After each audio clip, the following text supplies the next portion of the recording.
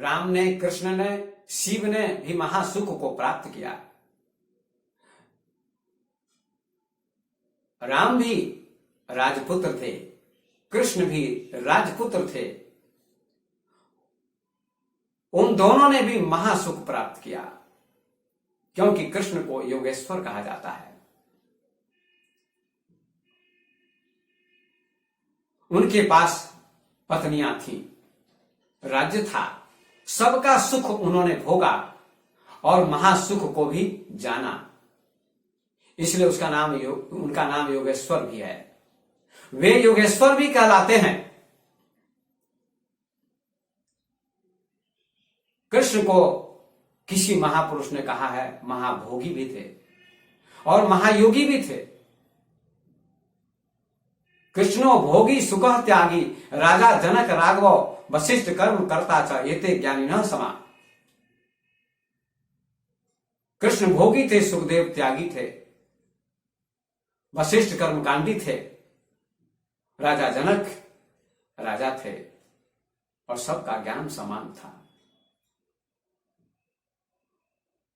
कृष्ण जैसे योगेश्वर भोगों का सम्मान करते हैं, पत्नी का सम्मान करते हैं, परिवार का सम्मान करते हैं, धन का सम्मान करते हैं, वैभव का सम्मान करते हैं, संपदा का सम्मान करते हैं और योग का भी सम्मान करते हैं कि भोग से योग की यात्रा होनी चाहिए। तो कृष्ण को घर छोड़ने की जरूरत नहीं पड़ी, राम को घर छोड़ने की जरूरत नहीं पड़ी, क्योंकि उनको घर पर ही ऐसे गुरु से भेंट हो गई जिनके कारण उनको राज्य का त्याग नहीं करना पड़ा। घर में ही महासुख की उपलब्धि हुई। उन्होंने सुख भी प्राप्त किया था, राज्य का सुख भी प्राप्त किया था, स्त्री का भी सुख प्राप्त किया था, पुत्र का भी सुख प्राप्त किया था, वैभव का भी सुख प्राप्त किया था और महासुख अर्थात आत्मज्ञान का भी सुख उन्होंने प्राप्त किया था। इसलिए महासुख को पाने के लिए सुख के रास्ते से आपको यात्रा करनी पड़ेगी, तभी आपका जीवन सार्थक होगा, सफल होगा। एक छोटी सी कहानी कहता हूं और अपनी वाणी को मैं विराम दूंगा। भोग की बड़ी निंदा की जाती है, सांसारिक सुख की निंदा की जाती है, लेकिन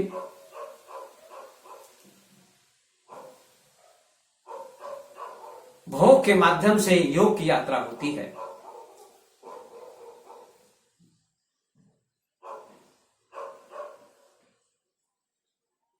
आज अमेरिका भोग से उब चुका है, धन से उब चुका है और धर्म की खोज कर रहा है।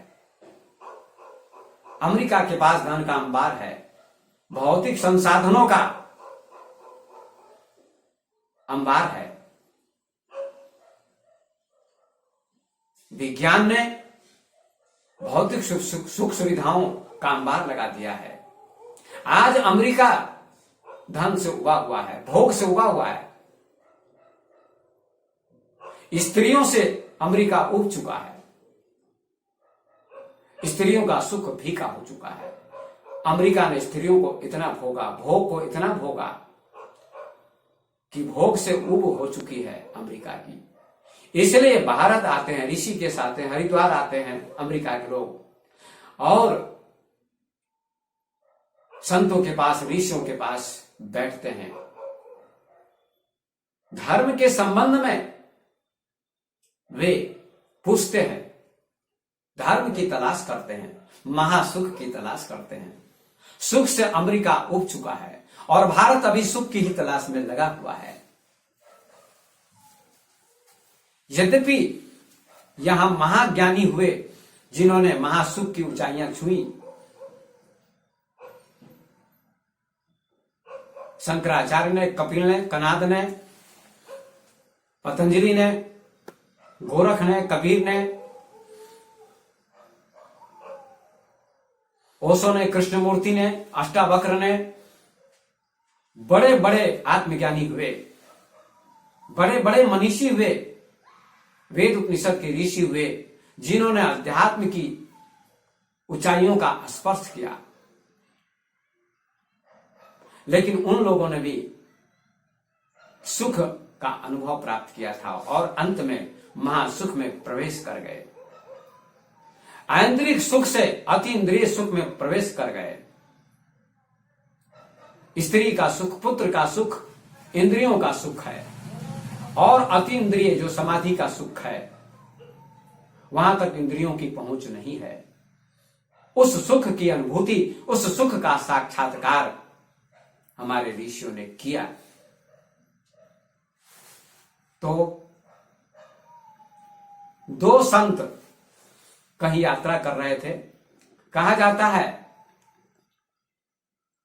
कि वृंदावन की यात्रा कर रहे थे। जन्माष्टमी का अवसर था। वृंदावन में बड़ी धूमधाम थी, उत्सव मनाया जा रहा था, लाखों लोगों की भीड़ थी। जन्माष्टमी के अवसर पर दो साधु वृंदावन की यात्रा कर रहे थे कि वृंदावन जाएंगे, भगवान कृष्ण का दर्शन करेंगे, उत्सव मनाएंगे, जन्माष्टमी का उत्सव मनाएंगे। दोनों यात्रा कर रहे थे, जा रहे थे, तो रास्ते में क्या देखा? दोनों साधुओं ने एक गांव में एक मकान के गेट पर, द्वार पर कई लोग खड़े थे और एक सुंदर वेश्या वहां बैठी हुई थी।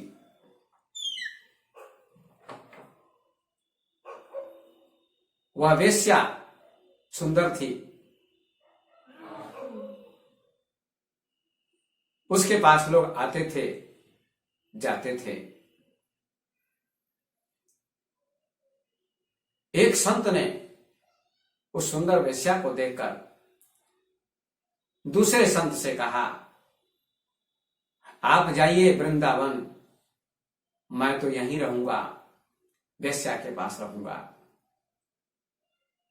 वेश्या की सुंदरता का आनंद लूंगा। आप जाइए, भगवान का दर्शन कीजिए, वृंदावन जाइए, बांके बिहारी का दर्शन कीजिए, उत्सव मनाइए, लेकिन मेरा उत्सव तो यहीं होगा, वेश्या के पास ही मेरा उत्सव होगा, वेश्या के साथ ही मेरा उत्सव होगा। दूसरे संत ने कहा, आपको ऐसी बात नहीं करनी चाहिए, ये गलत भावना मन में नहीं आनी चाहिए, ऐसा विचार मन में नहीं आना चाहिए। आपके जा रहे हैं वृंदावन के लिए और मन में वेश्या के प्रति वासना जागृत आपकी हो गई। पहले संत ने कहा, मैं वृंदावन नहीं जाऊंगा, किसी कीमत पर नहीं जाऊंगा, आप चले जाइए, मैं यहीं रहूंगा। दूसरे संत वृंदावन चले गए और पहले संत उस वेश्या के पास बैठ गए, उसकी सुंदरता को देखने लगे। उसका सौंदर्य अपूर्व था। वृंदावन में जो साधु पहुंचे, वहां लाखों की भीड़ थी, भजन चल रहे थे, उत्सव चल रहा था। बांके बिहारी का मंदिर, वहां प्रसिद्ध मंदिर है, उस मंदिर में लाखों की भीड़ थी। उस साधु ने भी सोचा, मैं भी भगवान के मंदिर में जाऊंगा, भगवान श्री कृष्ण का दर्शन करूंगा। लेकिन वो साधु साधारण थे, उनको जाने का मौका नहीं मिला। लोगों ने धक्का मारकर साधु को बाहर कर दिया। साधु को भगवान का दर्शन नहीं हुआ, श्री कृष्ण का दर्शन नहीं हुआ। साधु को बहुत बुरा लगा। साधु बहुत उदास हो गए, निराश हो गए कि मैं वृंदावन आया, भगवान का दर्शन नहीं हुआ, भगवान श्री कृष्ण का दर्शन नहीं हुआ, मेरा आना व्यर्थ हो गया। मुझसे तो अच्छा वही साधु निकला जो वेश्या के पास बैठ गया। मैं भी वहीं रहता तो अच्छा होता। मैंने बहुत गलत किया यहाँ आकर, क्योंकि मुझे भगवान का दर्शन नहीं हुआ, तो यहां कर आने का क्या फायदा, यहां आने से क्या लाभ। बड़ी निराशा हो गई, बड़ी उदासी छा गई उनके मन में। और इधर वेश्या के पास जो साधु बैठे थे, उन्होंने वेश्या को गौर से देखा, लेकिन जो वेश्या के पास साधु बैठे थे, बैठे बैठे उनके मन में एक भाव आया कि दूसरे संत तो हमारे साथी वृंदावन में चले गए, उन्होंने भगवान का दर्शन किया होगा, उत्सव मनाया होगा, कितना अच्छा पुण्य उनको मिला होगा, लेकिन मैं यहां वेश्या के यहां ठहर गया, मुझे भी वहां जाना चाहिए। मैं यहां क्यों ठहर गया, क्यों रुक गया। वेश्या के पास जो साधु बैठे थे, उनके मन में ग्लानि होने लगी कि मुझे भी वृंदावन जाना चाहिए था, भगवान का दर्शन करना चाहिए था, उत्सव मनाना चाहिए था, लेकिन मैं यहां बैठ गया।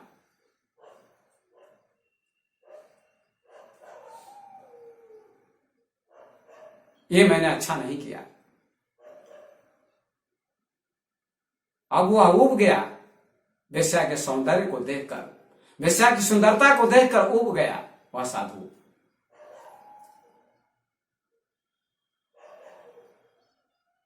कहते हैं कि दोनों का अंत एक ही दिन हुआ, दोनों की मृत्यु एक ही दिन हुई। बड़ी सुंदर कहानी है। लेकिन मृत्यु होने के बाद जो वेश्या के पास साधु थे, उनको स्वर्ग मिला, और जो वृंदावन में साधु गए थे, उनको नरक मिला। यह कहानी सुनकर लोगों को बड़ा आश्चर्य होगा कि ऐसा कैसे हो सकता है। वेश्या के पास बैठने वाले साधु को स्वर्ग कैसे मिला, और वृंदावन में जाने वाले साधु को नरक कैसे मिला। इस कहानी का निष्कर्ष ये है कि वृंदावन में जो साधु गए थे, उनका मन वेश्या के पास था कि मैं यहां क्यों आ गया, भगवान का दर्शन भी नहीं हुआ, उत्सव भी नहीं मैं मना सका, इससे अच्छा होता मैं वेश्या के पास ही होता। तो वृंदावन में शरीर ही था उस साधु का, लेकिन मन था वेश्या के पास, स्त्री के पास। और जो वेश्या के पास साधु बैठे थे, उनका मन था वृंदावन में।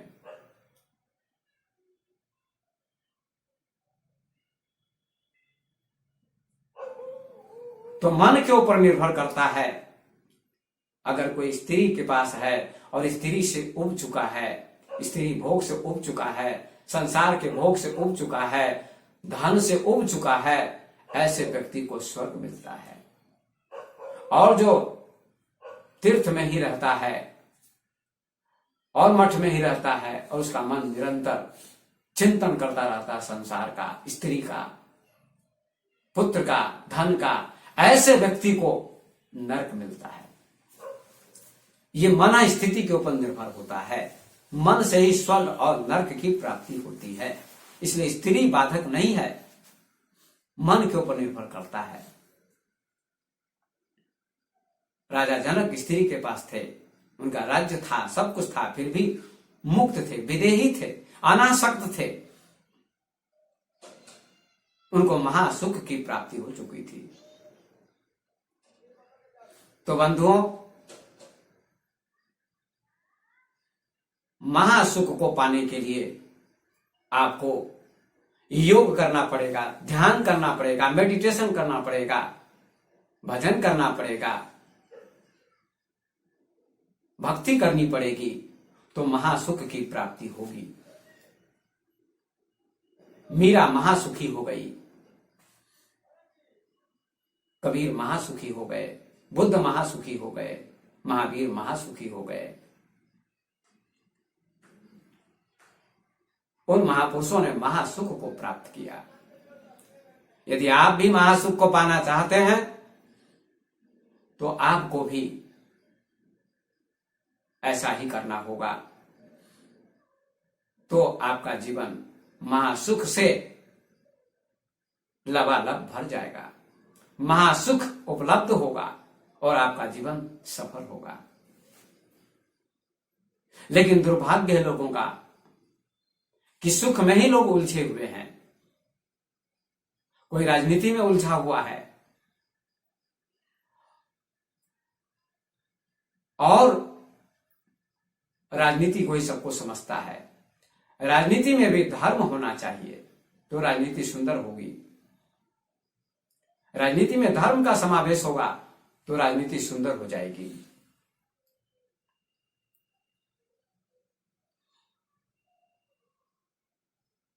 इसलिए कहा जाता है कि राजनीति में अधिक लोग झूठ बोलते हैं और ये बात सत्य भी है। राजनीति अगर अच्छी नहीं है तो वह भटकाती है।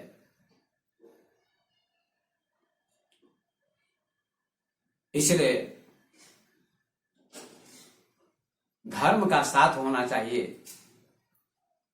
राजनीति को धर्म का साथ होगा तो राजनीति अच्छी होगी, सुंदर होगी, पवित्र होगी और राज्य की व्यवस्था अच्छी चलेगी और राजनेता को भी महासुख मिल सकता है।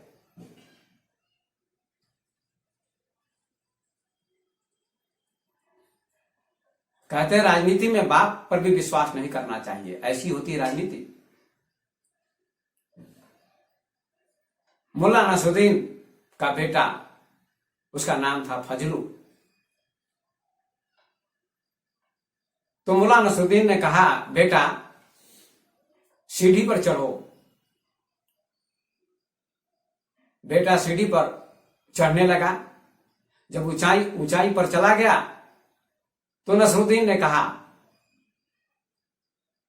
अब कूद जाओ धरती पर, जमीन पर कूद जाओ। उसने कहा, कूदूंगा तो मेरे पैर टूट जाएंगे, फ्रैक्चर हो जाएगा, तो क्या होगा? तो मुल्ला ने कहा, मैं हूं ना, मुझ पर विश्वास करो, मैं तुम्हें बचा लूंगा, कूदो, चिंता मत करो।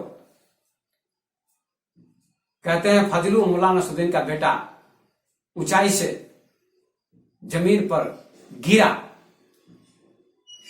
उसने सोचा था कि मेरा पिता मेरी रक्षा करेगा, मुझे बचाएगा, लेकिन मुल्ला नसरुद्दीन दूर हट गया। बेटे के दोनों पैर टूट गए, फ्रैक्चर हो गया। उसके बेटे ने कहा, फजलू ने कहा कि आप कैसे पापा हैं? आप झूठ बोले, आपने कहा था मैं तुम्हारी रक्षा करूंगा, आपने रक्षा क्यों नहीं की? तो कहा, बेटा राजनीति में अपने बाप पर भी विश्वास नहीं करना चाहिए। तुमने हम पर विश्वास कैसे कर लिया? हम पर विश्वास नहीं करना चाहिए था। लोग धर्म में भी राजनीति करते हैं। धर्म में राजनीति नहीं होनी चाहिए। धर्म में झूठ नहीं होना चाहिए, कपट नहीं होना चाहिए, ईमानदारी होनी चाहिए। सब जगह ईमानदारी वैसे होनी चाहिए, राजनीति में भी ईमानदारी होनी चाहिए, धर्म में तो ईमानदारी होनी ही चाहिए, तो महासुख की प्राप्ति हो सकती है। इसलिए महासुख को पाने के लिए व्यक्ति को ज्ञानी महापुरुष के पास जाना चाहिए, उनसे मार्ग पूछना चाहिए। बुद्ध ने महासुख प्राप्त किया, महावीर ने महासुख प्राप्त किया, भगवान कृष्ण ने महासुख प्राप्त किया, राम जी ने महासुख प्राप्त किया, कबीर ने महासुख प्राप्त किया, मीरा ने महासुख प्राप्त किया, शंकराचार्य ने महासुख प्राप्त किया, ओशो ने महासुख प्राप्त किया, कृष्णमूर्ति ने महासुख प्राप्त किया, विवेकानंद ने महासुख प्राप्त किया, ध्रुव ने, प्रहलाद ने महासुख प्राप्त किया, समस्त ज्ञानियों ने महासुख प्राप्त किया। इसलिए आप भी महासुख को प्राप्त कर सकते हैं और आपका जीवन सफल हो सकता है। इन्हीं शब्दों के साथ अब मैं अपनी वाणी को विराम दे रहा हूं। सर्वे भवन्तु सुखिनः, सर्वे सन्तु निरामयाः, सर्वे भद्राणि पश्यन्तु, मा कश्चित् दुःख भाग् भवेत्। ओम शांति शांति शांति।